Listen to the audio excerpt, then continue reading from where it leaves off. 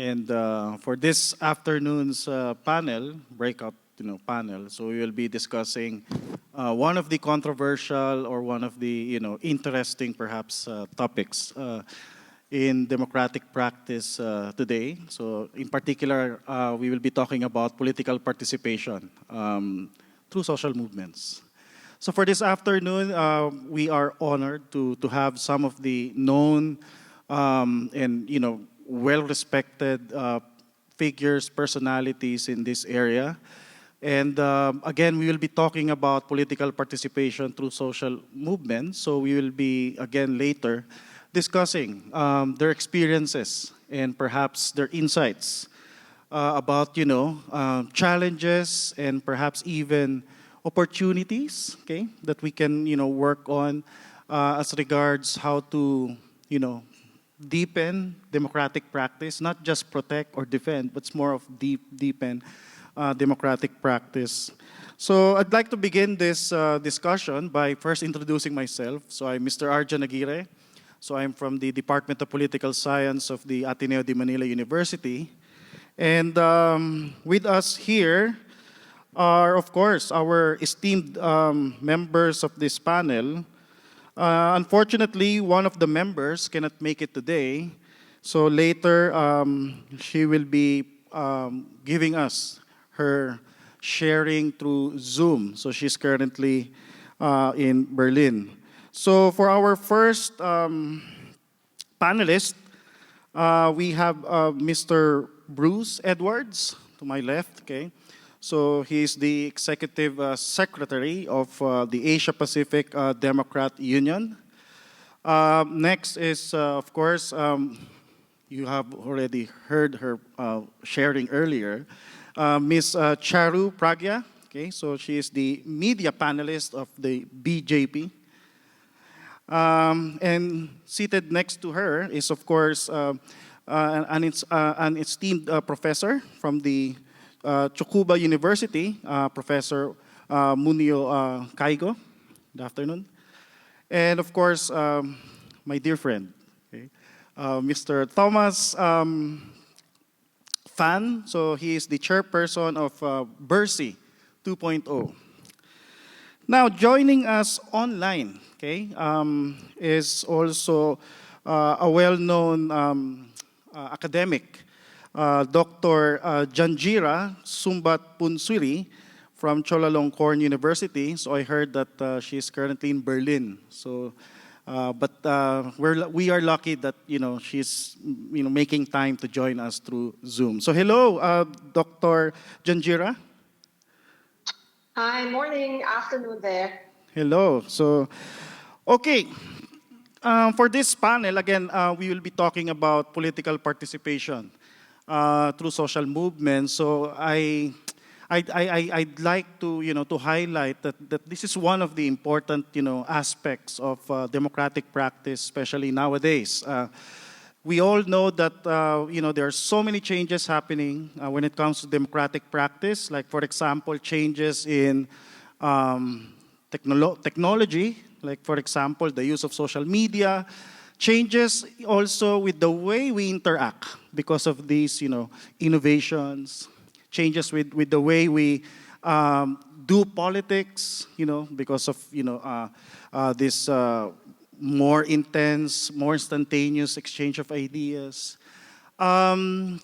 In most societies these days, you can see these changes affecting democratic practice. In fact, I have identified 3 schools of thought, okay, that can help us make sense about these changes. So you have, this school of thought that tells us that these changes with, our political engagements, technological innovations, in particular social media use, etc., they are, promoting more democratic engagements to happen. So democratizing effect. So that's number 1. So it is the most, I think, optimistic attitude toward these changes. The second school of thought, obviously, is the opposite of that. So it claims that these changes that we are seeing has this destructive effect, destabilizing or disruptive in nature, destroying relationships and etc., undermining power, etc. Now, the third one is a bit, controversial because it only highlights the change that is happening. So it really depends on, whether you will see this as a positive, a change or negative. So this is considered as the mid-range kind of attitude. So again, we have these three schools of thought. And again, we have invited, these members of the panel to help us make sense. What is really happening nowadays when it comes to political participation through social movements? We want to know this, this answer to this question because we are very much concerned nowadays, especially with political forces that are operating outside the space of power. So if you're not, in the government, the understanding there is that you can still practice democracy by perhaps influencing people in the government, advocating a particular issue, perhaps, organizing people themselves to push for changes or reforms that they want to happen. So that's what we're talking about here regarding social movements. So these are, groups that are led by the people themselves, and they push for, they advocate, they make a claim, okay, as regards power vis-a-vis, other stakeholders, like, for example, the state, okay?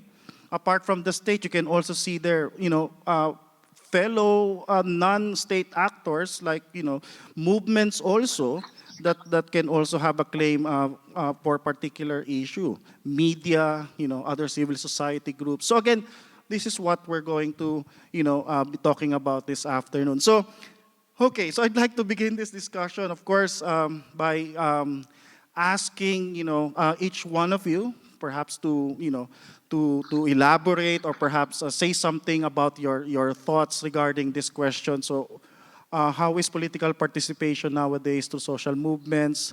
Are we really seeing, this retreat, okay, from the people regarding, participation in those democratic institutions or processes? Or are we seeing, a new beginning because of this social media, through TikTok, through Facebook? So perhaps I will, call first Thomas, my dear friend.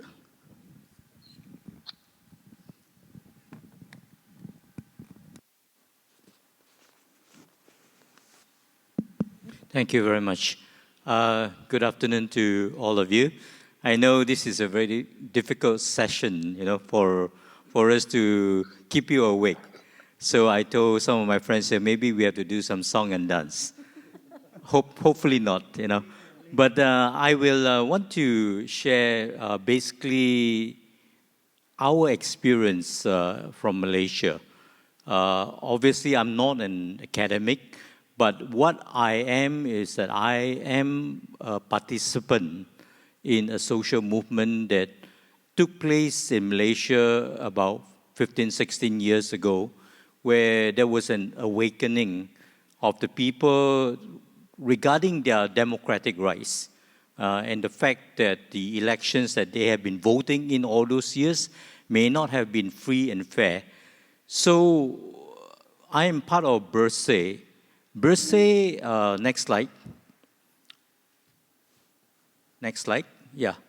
No, come back. Okay. Bersih basically is a non-governmental organization based in Malaysia that promote democracy and advocate for institutional reform, in particular electoral reform.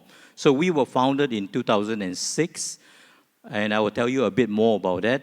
And we have been integral, I would say, in the movement towards the democratization of Malaysia. It's not done yet.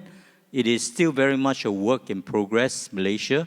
But I think, to be honest, compared to, say, 15 years ago, we have a more open democratic space where we see a lot more people speaking up, participating in the process. Now, we are known as a protest organizer unfairly, but that in many ways is due to the success or what we did. We organized 5 major protests in Malaysia, varying in numbers, estimates from 50,000 to 400,000, depending who is reporting. But I believe that my numbers are right, between 50,000 to 100,000 and 400,000. So that's what we are known for, but we are more than that. Especially, I think, over the years, Bersih has evolved, and I want to share with you that journey, how a social movement has evolved. Next. So there are 3 periods that I could identify. I call it the origination period from the founding 2006 to 2010, then the mobilization period from 2010 to 2018, which was our last general election, and the institutionalization period from 2018 until present day. Next. So on the founding, the origination of period, I'll be very honest with you. Bersih was founded by the opposition politician at that time.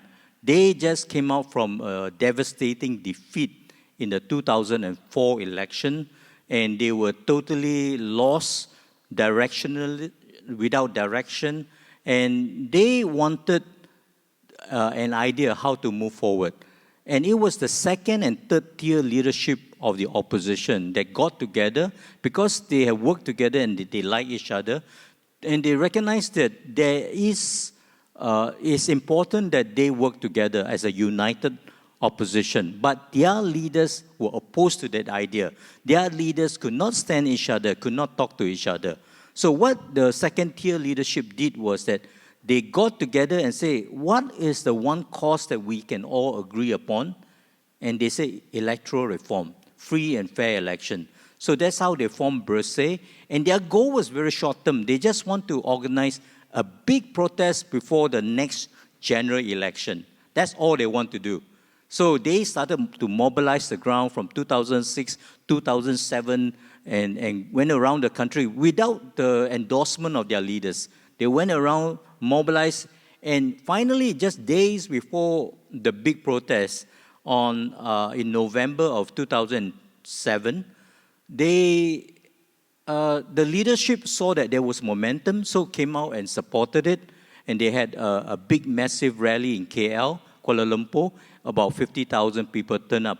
So with that, they realized that the future of the opposition was really a united opposition, and there's support for that from the people. So then they went into the next election as an informal coalition called Pakatan Rakyat Citizens Alliance, and they, for the first time, denied the Barisan Nasional, the National Coalition, a 2/3 majority in parliament, and took 5 states out of 14 states in the country. So it was a big electoral success. They called it a political tsunami. And then that was how the opposition was formed. So Bersih was really like a surrogate to give birth to the opposition. But after they gave birth to this politician, they discarded Bersih. So they put it aside for 2 years, nothing happened. Next slide. That's where, after 2 years in 2010, the civil society then decided to say, we need to revive Bersih and use it as a vehicle to push for a free and fair election and to hold even the opposition accountable, because now they have become part of 5 states government. So it was rebirthed as Bersih 2.0. That's how we got the original name, Bersih 2.0. So it was purely civil society led, and we organized 4 rallies under Bersih 2.0. And there was an expansion of our scope from just electoral reform, free and fair election, to the strengthening of democracy in the country. So we began to advocate for institutional reform, for parliament, for the judiciary, and all other key institutions that basically are pillars of democracy in our country. So we were beginning to find our footing as a non-partisan organization, but it was hard because our roots were very deep with the opposition. But that was where I came in. I came in 2013. I had no roots in the opposition at all. I was a purely civil society actor. And I served in that committee. And in the campaign, the rallies that we did and the different campaigns that we organized, many attributed the end of one-party rule in Malaysia, the end of Barisan Nasional rule in 2018 election, to the work of Bersih, because we awoken the citizens to the issues and they came out to vote in large number. Next.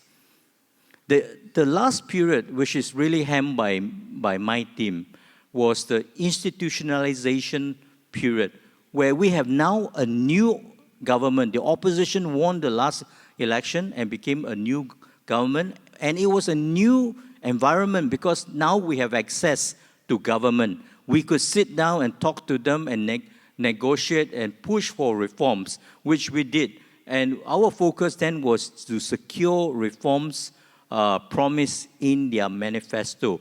But we, at the same time, we reached out to the new opposition, the former government. They were very suspicious of us. They were very angry with us. They would say, you are responsible for what happened to us. But slowly they warmed up to us because they saw that we were sincere in wanting to build multi-party democracy in the country. And we reached out to that. And then we were appointed to the Electoral Reform Committee under the Prime Minister Department. Then we saw suddenly a political coup, the collapse of the government after 22 months. The new government, because the old forces were still there and contending, and there was defection from Pakatan Harapan, the new government, to the other side to form a new government. And then COVID came and it was topsy-turvy. There was 7 change of state government. We had 3 prime ministers in 3 years. And now, 2 days ago, we just called for a snap general election in the midst of monsoon season. So things are not settled. But what we see ourselves as Bersih really is that we want to be the honest broker between the contending parties, to bring them together to find solution rather than to find victories for themselves. You know, that's what we see ourselves in. We're not there yet, but we really want to see basically Bersih as we evolve from a social movement from the streets, in order to play a relevant and sustainable role in Malaysian politics. We have evolved to what we have become today, and therefore, I look forward to any question that you may have. Thank you. Actually, I have one quick question because I cannot help it. I'm really inspired by your story. And again, going back to our main question earlier. So what do you think was the main factor why, your movement before was revived eventually and, became, a more engaging and, a more powerful movement that is, Bersih 2.0? Yeah, I believe that to have a social movement, there has to be a catalyst. There must be a strong reason on the ground that basically could mobilize the masses out on the street. But the challenge really is, how do we sustain that movement? We had many movements in the past, Occupy movement and this and that, but many just come and go.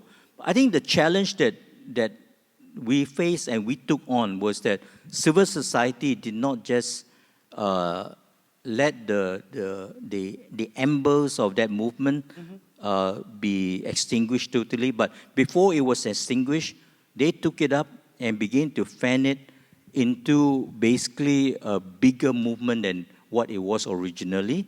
And then my challenge then when I took over as the chairman of this organization was that now that we have a different political environment, do we still maintain that street fighter image and go to the street with the new government?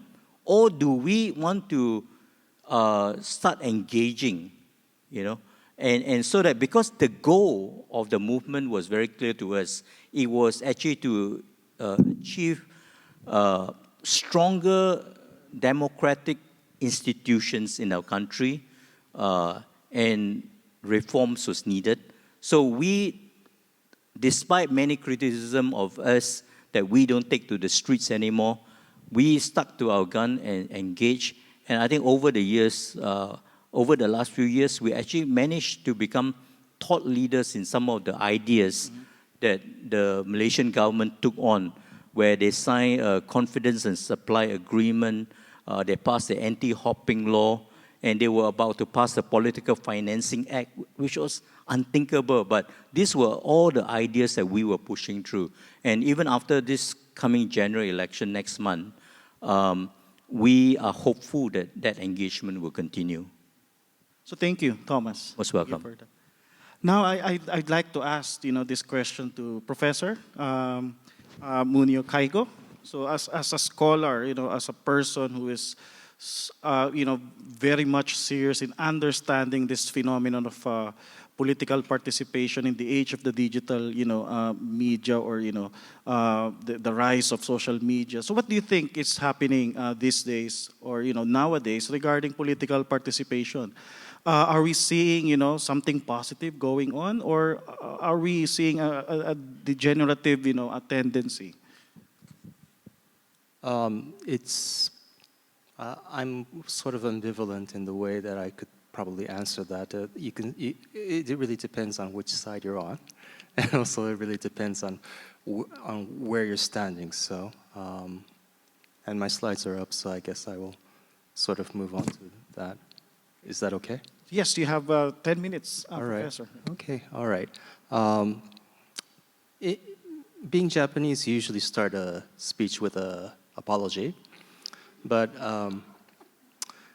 in the United States, you usually start with a joke. But we don't have any time, so I'm sorry. No jokes.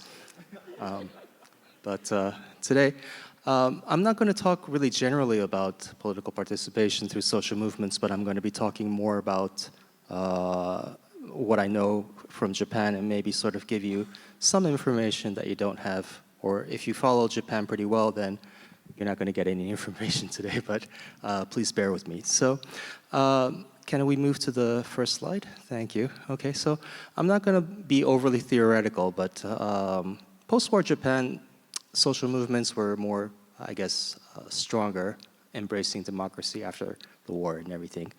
But after that, traditionally, it's been considered, civil society has been considered small. These are political scientists, so like Robert Pekkanen from University of Washington is very well versed in Japan, and also Susan Farr and her friends, and Yutaka Tsushinaka, who's expert in civil society. These are people who have basically said, okay, social capital, Japan is pretty good, but considering civic or advocated-minded political participation, it's kind of weak.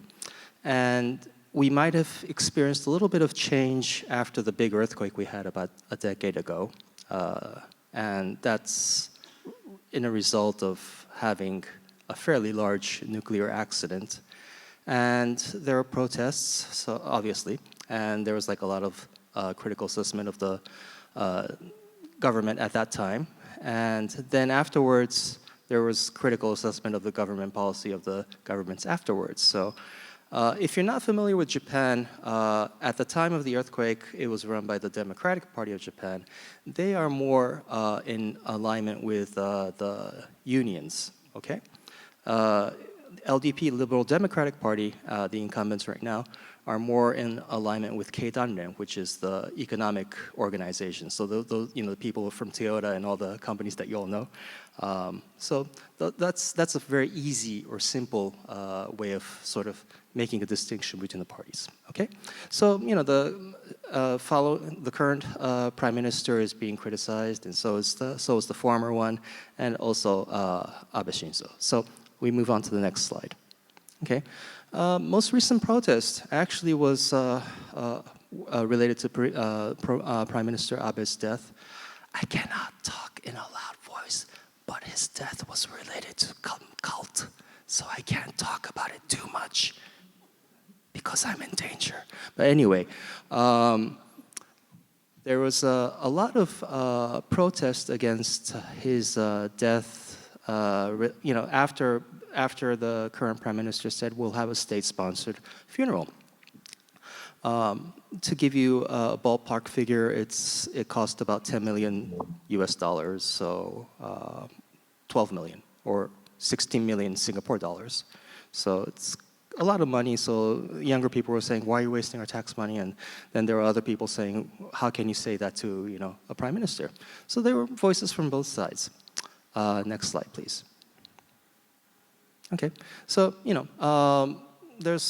there's a lot of upheaval in relation to that, even going on now. But one of the prefectural assembly members in Japan, I'm not going to name the person, I'm not going to name the prefecture, but mentioned that there were, social media accounts coming from a different country that were opposing Prime Minister Abe's funeral.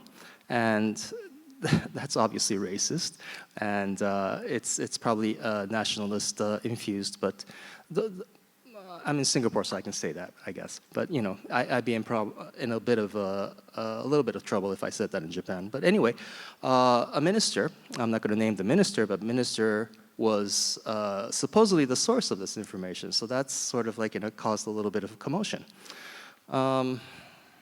Usually, if you want to encapsulate the problem that we have in Japan right now, there are not many areas where citizens are inspired to take the lead in designing social movements. Okay, we have an education system where we try to train people to be very docile.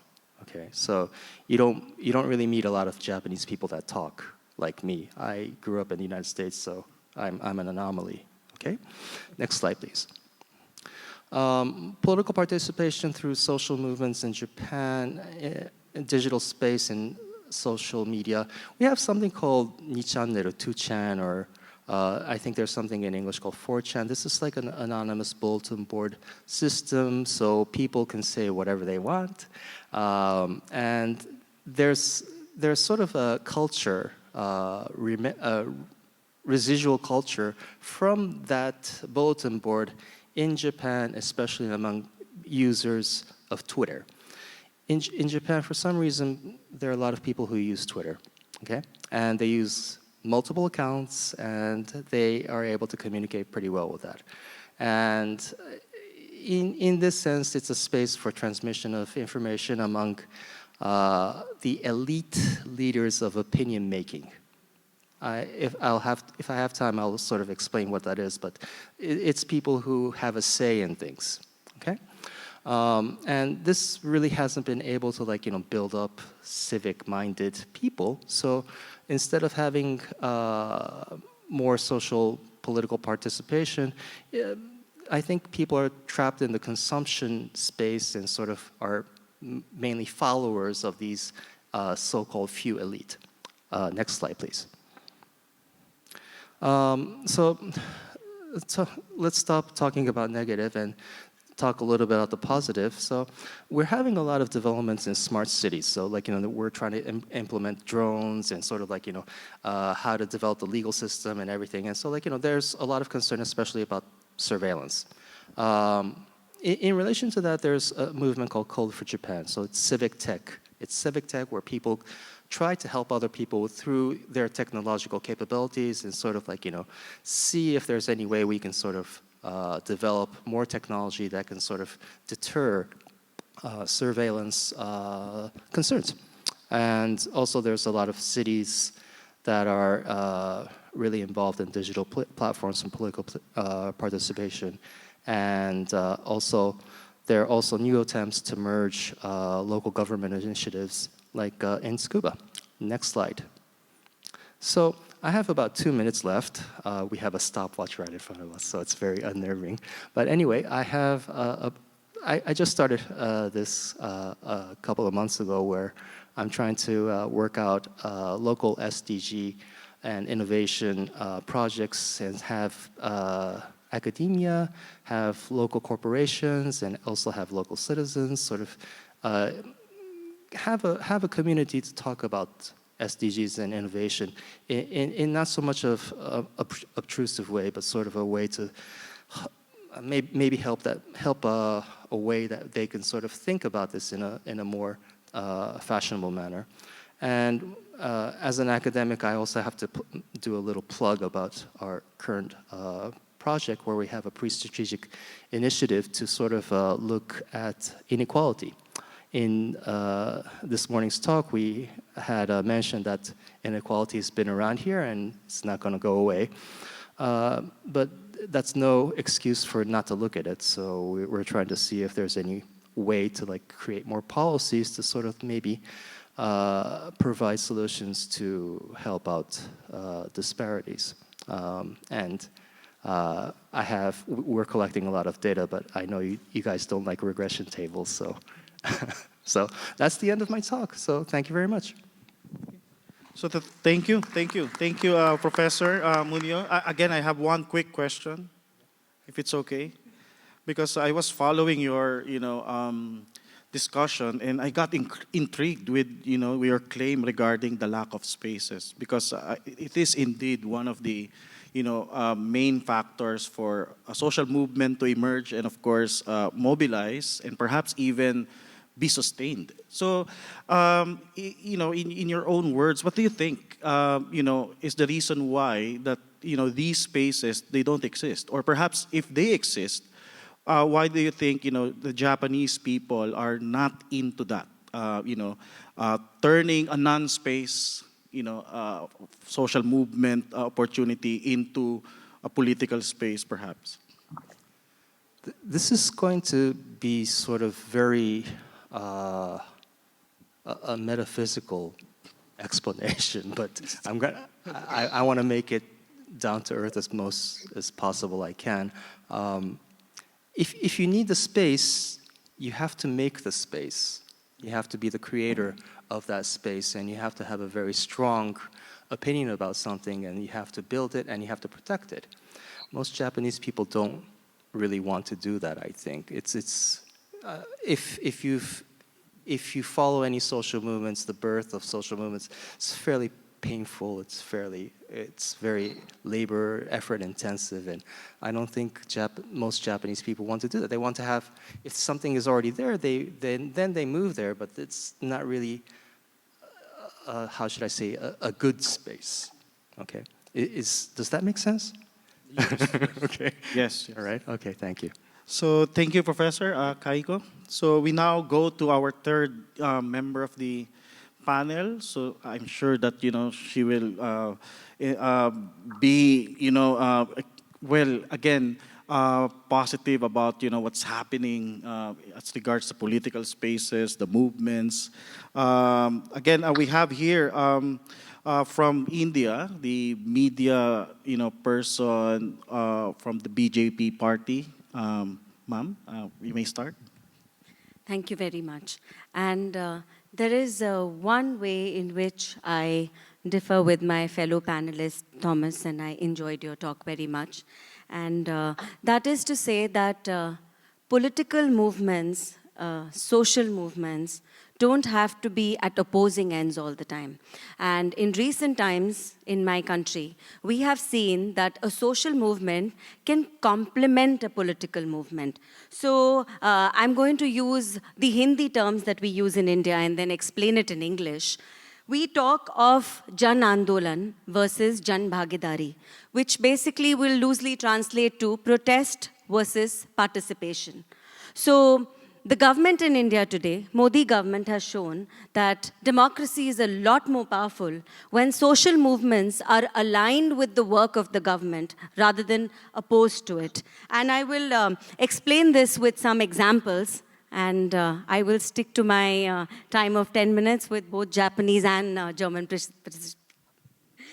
So the first example that I want to take is of the Clean India Mission.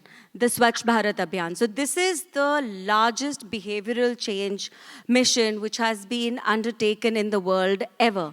And this aims to not just clean India, it aims to provide a country where toilets are not an issue. It aims to provide a country where littering is not an issue.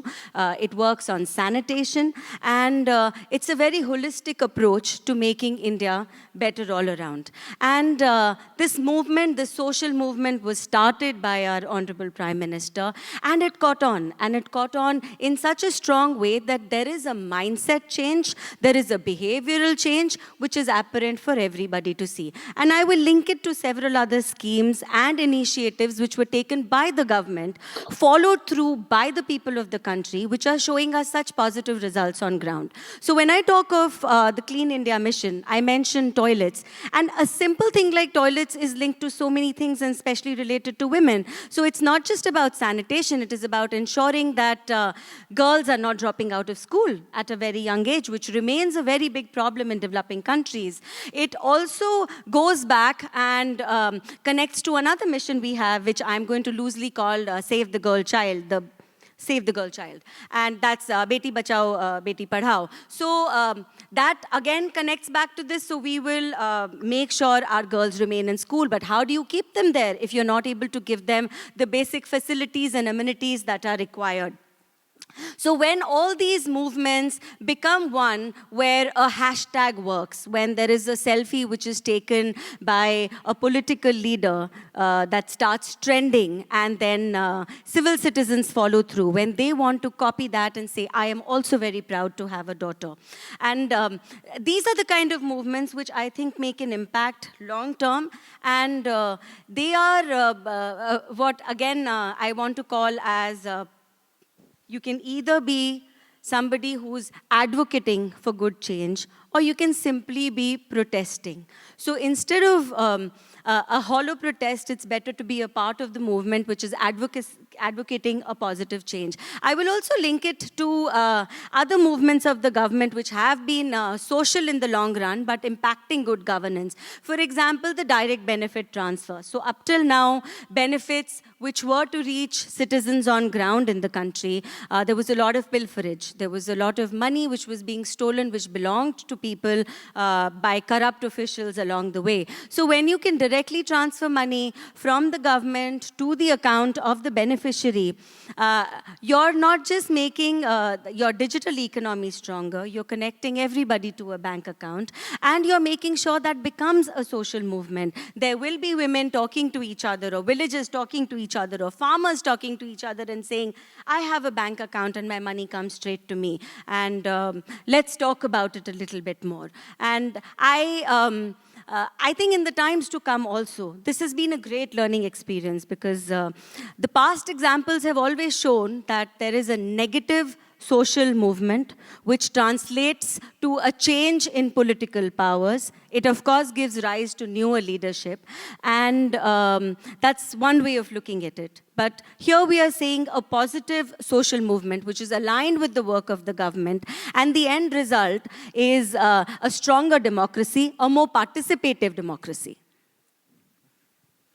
So thank you for that very, inspiring, perhaps, anecdotes about the experience in India. Charu, always, I'm always inspired. So I wish I also have that optimism. But again, I have one quick question. I'm a very glass half full politician. Oh, so again, I have one quick question, because I'm really, intrigued also with the way that, your movements, those movements that you have mentioned, fostered or perhaps formed that kind of optimism. I'm intrigued in particular with, number one, how they were formed, or how these movements were organized, because I know that it's really hard to form a movement, especially, if it's something that is sorry, if the very reason for that emerges is something positive, because for the audience here, one thing that really defines, or one thing that makes a movement distinct, or perhaps special, is the fact that it is always looking at a negative phenomenon or, negative. Yes. So what happens there? I mean, what is, special about, the case of India that you turn this positive, situation, phenomenon into a movement? Okay. So, I have seen that in my country, what legislations could not do, powerful appeals have done. There have always been legislations which say there will be a fine on littering, or there will be a punishment for female infanticide. But how much of an impact does it make unless there are movie stars, sporting stars, political stars, civil society leaders taking forward a movement which is positive, and talking about it and making an everyday affair. So when we talk of people voluntarily giving up subsidies so that needier people can get that, when we see our Prime Minister actually going for a walk in the morning and stopping to pick up litter along the way, when it actually becomes a way of celebrating important days in our country. So, we celebrate Mahatma Gandhi ji's birthday like that. We make sure that we do some kind of a social service. And over the times, over the years, over the last 8 years especially, it has become, if I can use the term, cool. It's become really cool to be a part of all of this. So let's not just run in a marathon for a good cause. Why not we make it a plogging run? Why can we not clean our cities while we're at it? You want to contribute to society and then you want to show it off on social media?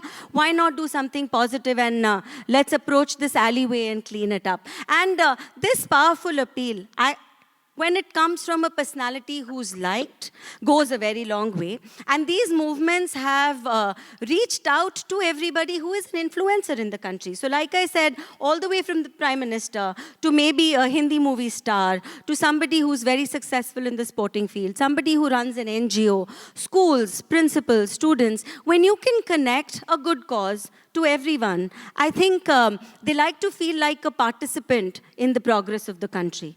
You become a stakeholder in how well your country does.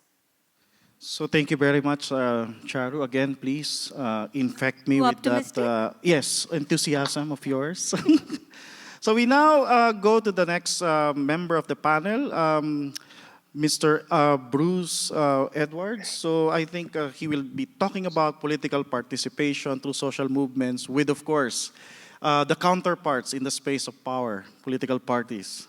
So you have the floor, 10 minutes. Thank you very much. I want to add perhaps a slightly different twist to the subject. My background is in political party work, very unashamedly. For some of you know, I was for many years the international secretary of my home party, the Liberal Party of Australia, and I've also for most of that time been the executive secretary of the Asia Pacific Democrat Union, position I still hold, although that's coming to an end. I'll be retiring from that finally in a couple of months' time. So my perspective is a very great awareness of the role of and potential role of political parties in building democracy, and in thinking, therefore, about the way social movements in our societies can relate to the political party system. Always for me, and I guess for most of us, the big question we're thinking about is how is democracy to be achieved, and once achieved, how is it to be strengthened? And so great social movements in our community are clearly significant for democracy. They generate great political energy, enthusiasm, in passion for, it might be a particular policy cause or for more democratic governance generally. And where there's a breakdown in political trust, social movements can come forward to express those concerns and maybe advocating as well specific remedies for dealing with those problems or grievances. It's been interesting in the discussion so far this afternoon to hear different aspects in different countries about the way in which social movements have come to exist and the motivations for them. It does say to me that if we ask a very general question about social movements, there is no general answer. the answers are country specific and the circumstances relate to the culture of a particular polity. And therefore the answers can be quite different in different places. It's, as I've said already, social movements can express concerns about what governments are doing or how they exist and operate. It is, though, I want to add into the discussion, in the structures of government themselves, in the conduct of politicians in making the decisions that they make, that's where the change is needed. When there is a problem in the society, it is in the end the decisions made by those who actually make the decisions, not only the views of those who advocate for decisions, that really matter. So it's right to say that social movements, the development of civil society, non-government organisations about a range of things are very important to a vibrant and free democracy. But I do want to assert as well that where it's practicable, some of that political passion and energy, some of the people involved would do well to also move their activity into the electoral politics of their country and into political parties. And that's the connection that I think is important. Now, of course, that's not an option everywhere.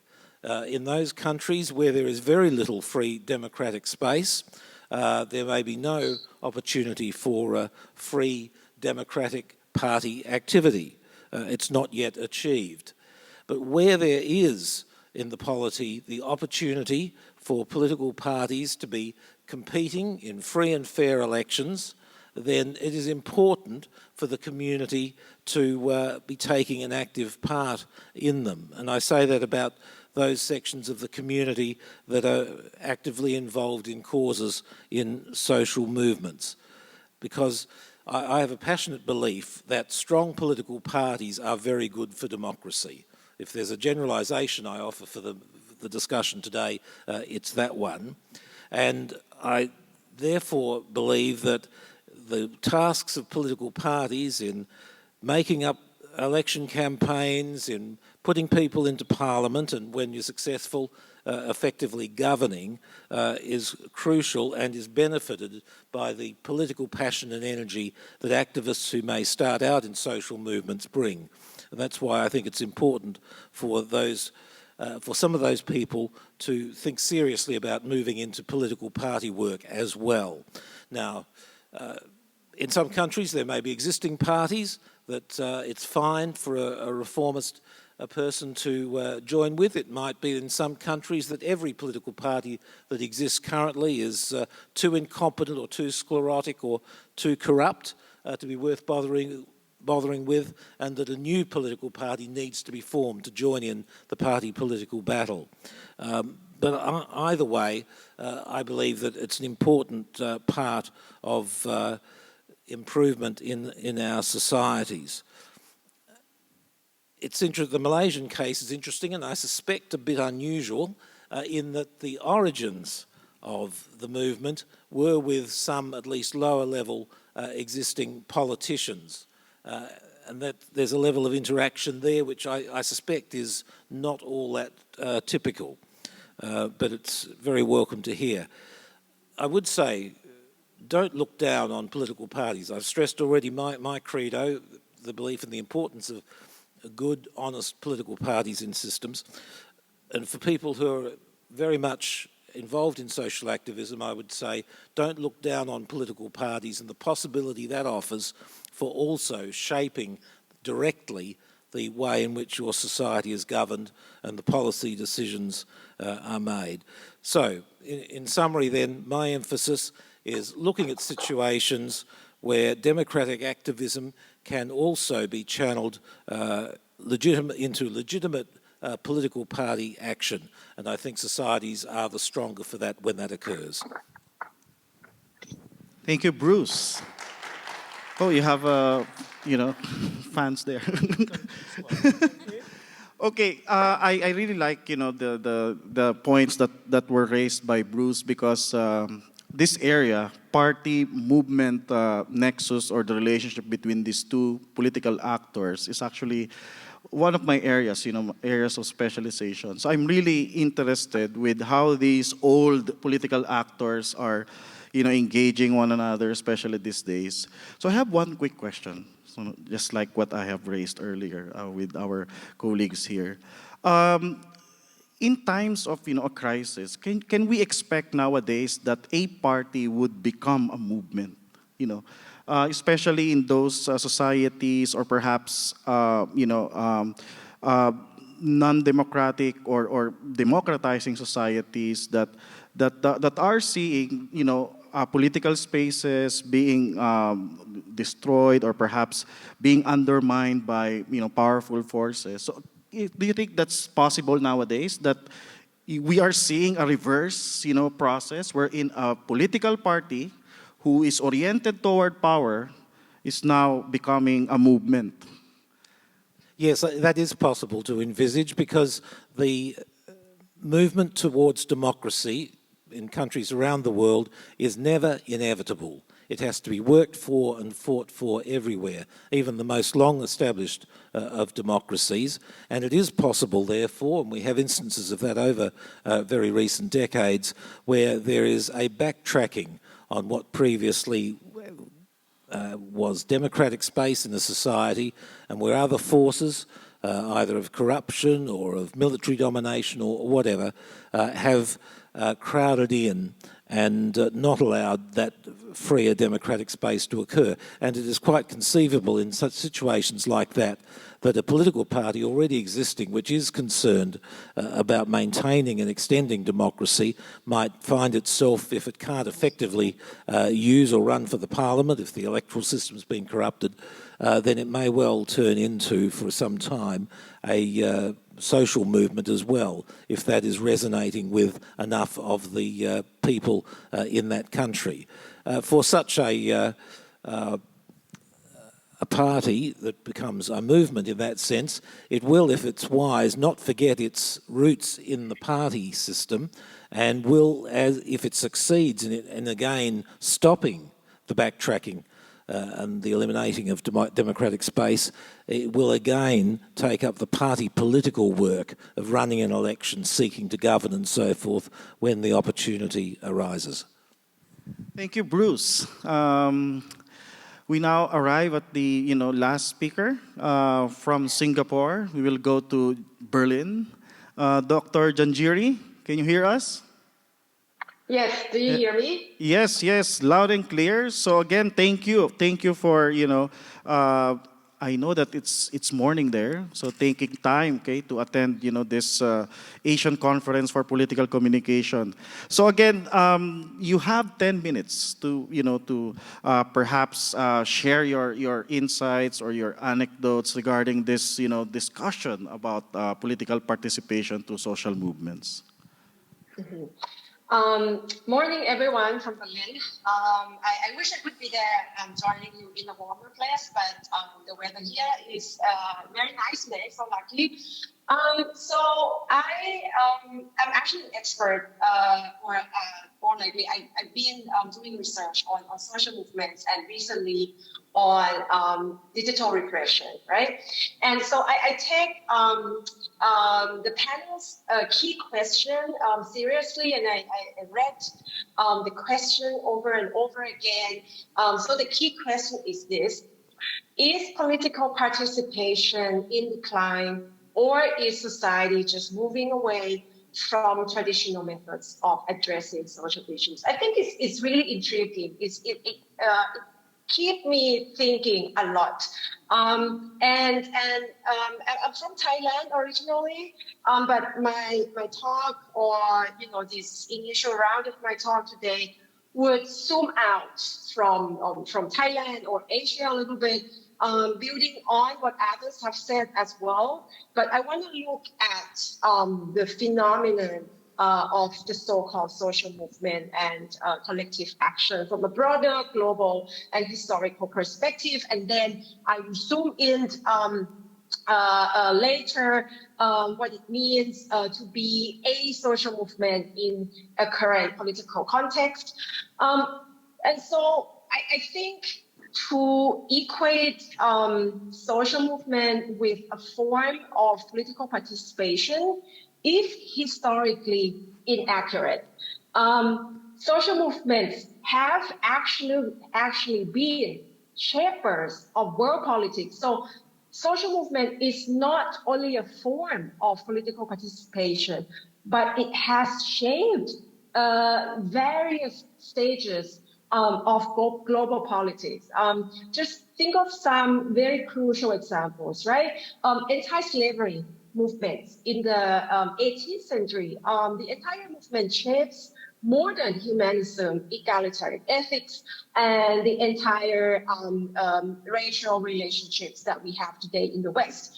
And most of these movements are, or at least were in that time, seen as negative movements by their own governments, and they've been cracked down on because they were up against the status quo that they believe is wrong, right? And look at France, for example, in the late 18th century.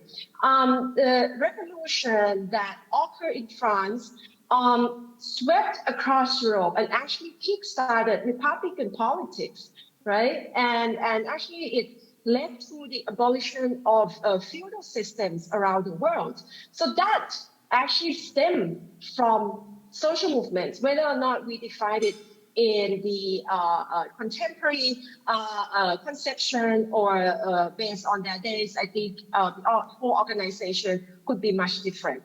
And India, for example, started a very, very crucial global movement, pro-independence and decolonization movement.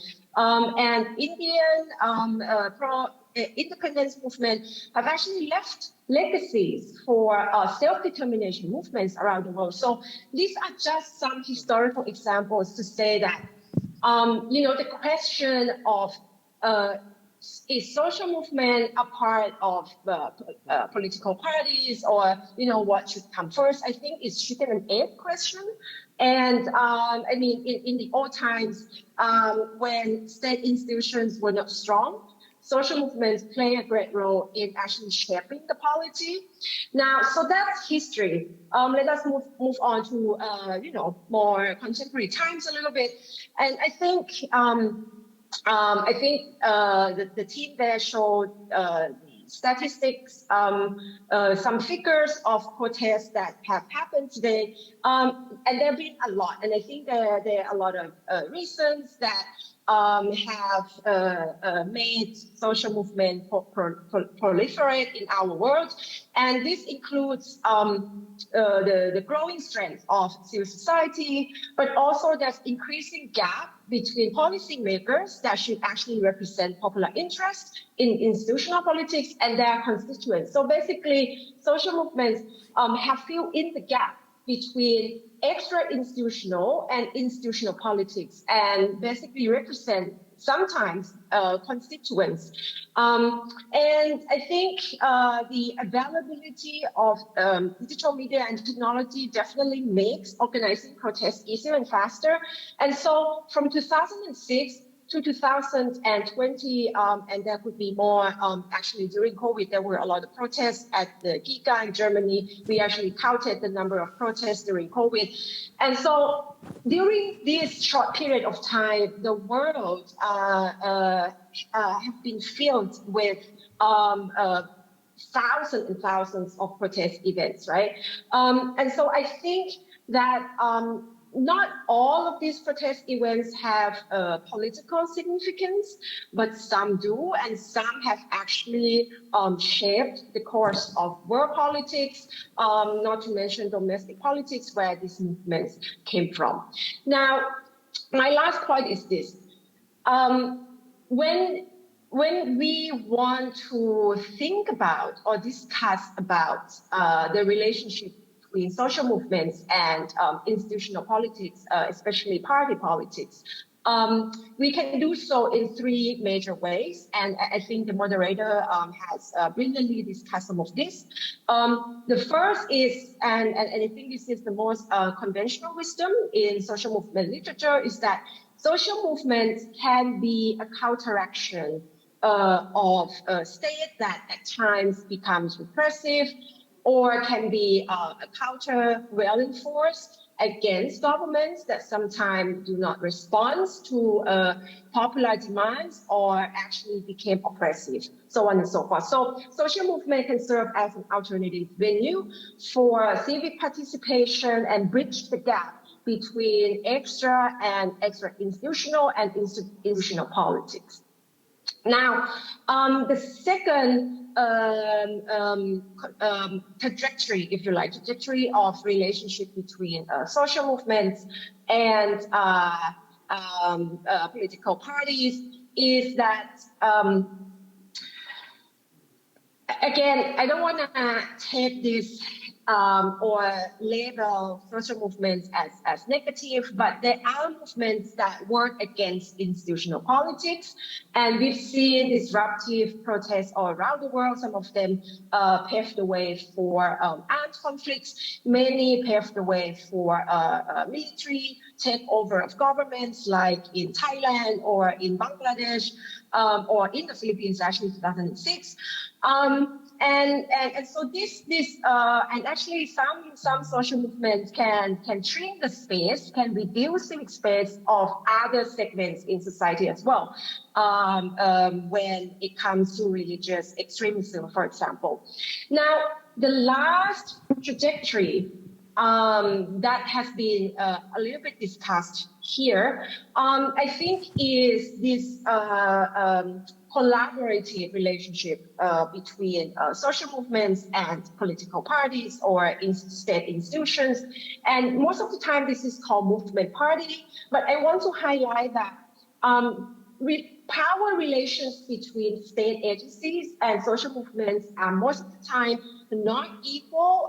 Social movements are seen as junior partners sometimes, and therefore there is a new idea of co-governance, where movements can actually propose legislative ideas and actually can influence lawmakers and can pressure lawmakers to respond to demands and to grievances of constituents. So I will stop here at this point, but all in all, I think that we have to contemplate more about these ideas of co-governance between political institutions and social movements.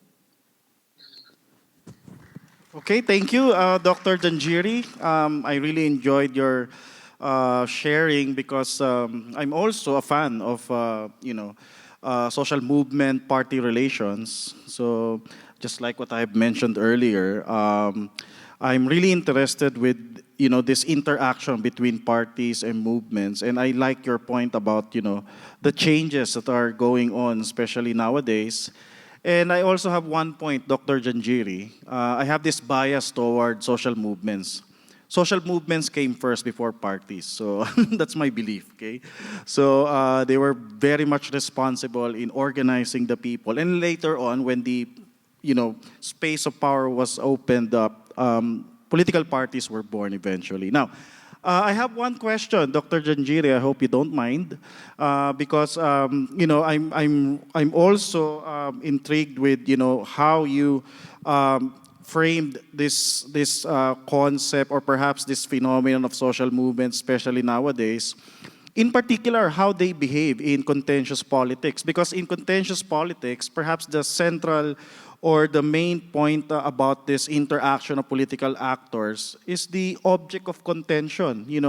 The very reason why social movements contest power, and perhaps the very reason why the state has to be on the defensive side. Now, can you perhaps say something, or perhaps give us an idea about what can we expect regarding this reality or phenomenon of power, especially in those societies that that are struggling to be democratic, or perhaps they have their own way of being democratic. Because from your presentation or from your sharing, I had this realization that social movements are here to stay. They will always contest power. They will always engage power. But the point there is that the lines have become blurred. You know, institutionalized, non-institutionalized spaces of power, the lines have become blurred. Whether or not you're in power, you can still be powerful. So, Dr. Janjiri? I mean, this is a research question that should be written as a grant application. Thank you. And we should do I'll research apply. together on this. I mean, seriously, I think I do agree with you that the line between non or extra institutional and institutional politics has become so blurred today. And I think that if you look in times, and that's why I said history is so important, because the notion that civil society should be autonomous from institutional politics is a very, very specific conception emerging in the 90s, right? When the democratic liberal forces won the Cold War, right? And then civil society was seen as this pure political force, autonomous from political institutions, and they should work to counteract governments and other state institutions. And I think this is a very short period of time where civil society served that function, but throughout history, civil society has, let's put it that way, civil society's path often crisscrossed with political parties, state institutions, for example. If you look at, probably this is also the case in Malaysia, if you look at reform committees, right, after a country is so-called experiencing or has experienced democratic transition, if you look at the reform committees, there are a lot of civil society members serving in committee to reform institutions. So what is their role then? They are civil society actors, but they work in a state, at least state-sponsored or, state-organized reform committee. So, I mean, I don't think that, and this should be a new historical chapter for civil society and for social movement scholars, that more and more the space of extra institutional and institutional politics have merged. And I think as much as the relationship between civil society and institutional actors are at times contentious, and they are sometimes in conflict, right? But I think more and more there are modalities of these two segments of the polity working together, and I think there are a lot of examples of countries that have achieved this. Taiwan is a great example. South Korea is a great example, and I think Malaysia is actually paving the way. Okay, so thank you, Dr. Janjiri. So we still have 10 more minutes to enjoy this, discussion. Because we are in this political communication themed conference, perhaps the next question that I would like to raise for all of you this time, okay, is all about political communication. So what do you think should be the role of political communication? And before you answer that question, what do you think should be the role of political communication in political participation? Perhaps you should also answer first the question about should we consider political communication nowadays, especially the changes that we are seeing, as a boon or a bane for movements perhaps, or for civil society actors? Because we all know that many people are happy with the use of digital media, but not all of them, of course, are happy. Some are a bit critical. So, anyone who wants to answer that question?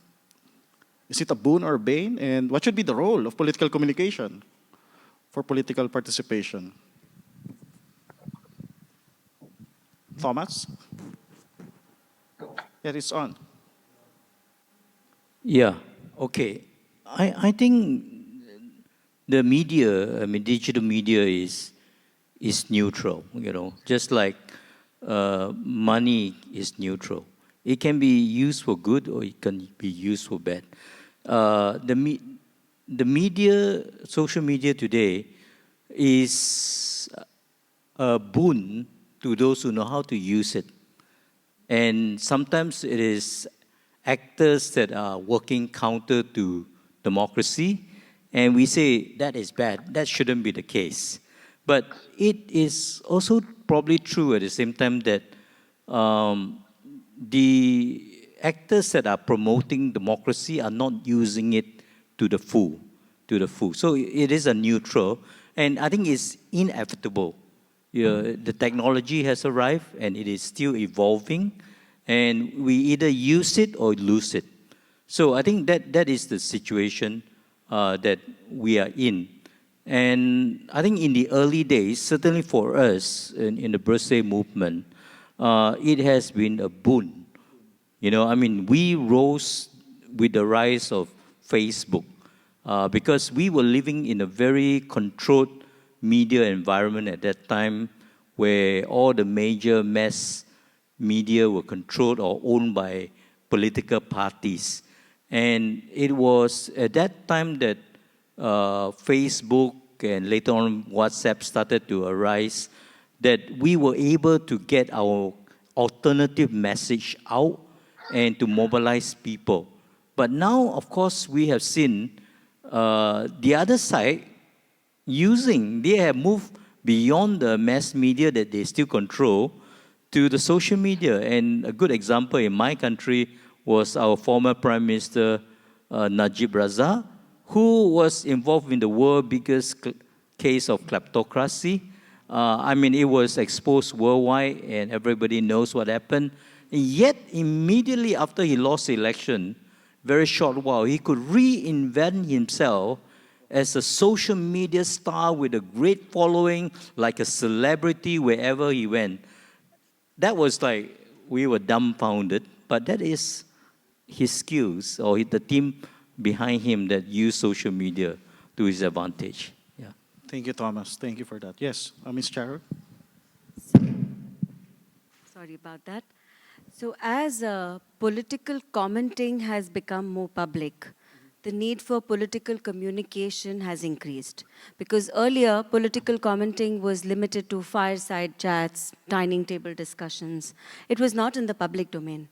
Now with every smartphone becoming a camera and a medium of reporting, now with every citizen having access to Twitter and using a hashtag and being able to reach the highest offices of the world, it's become a greater need than ever before for very clear and very organized political communication. That's my opinion of it. Because earlier, you could say and do what you wanted, and that was that.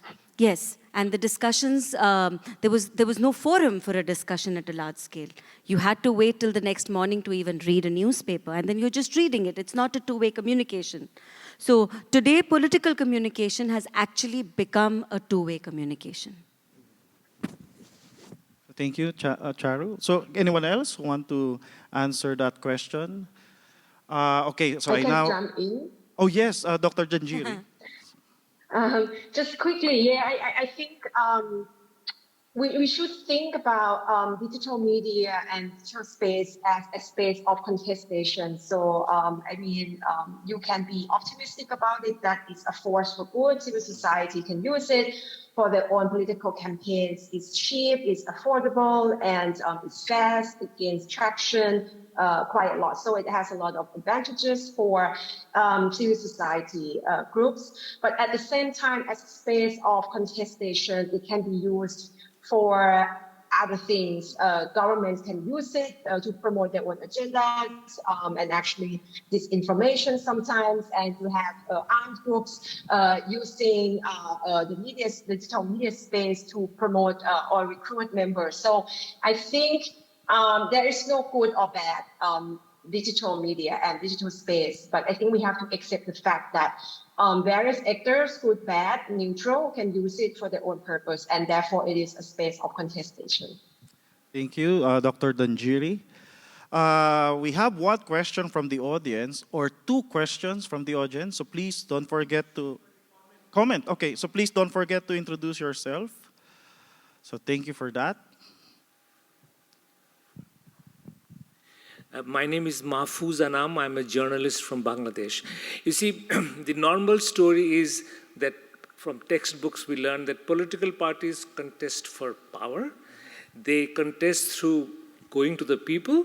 Then they get elected. When they are elected, they serve the people. And then the next election, they go to the people saying, I served you well, re-elect me. So this is the narrative. What has changed recently is the growing power of the executive. Okay, you have the parliament, you have the judiciary, which is the division of power.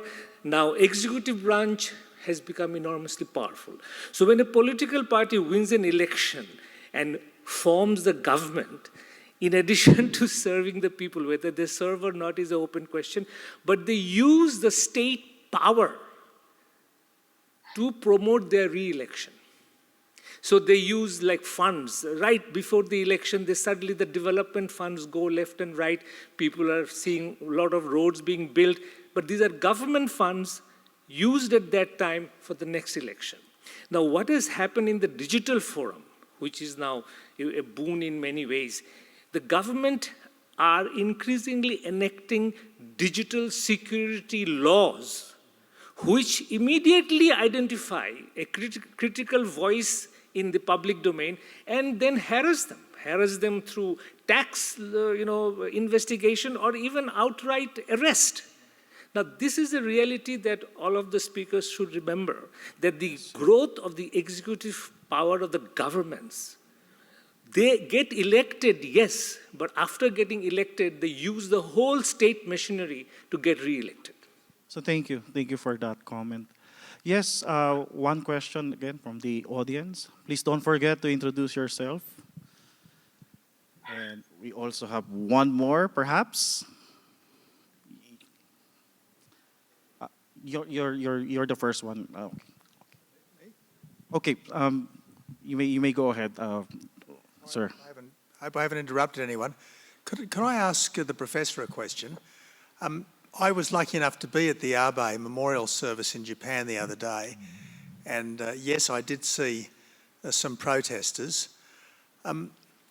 Obviously, I'm speaking as an outsider, not an insider. From where I stand, Abe was a remarkably consequential global statesman, not just a successful electoral politician in Japan.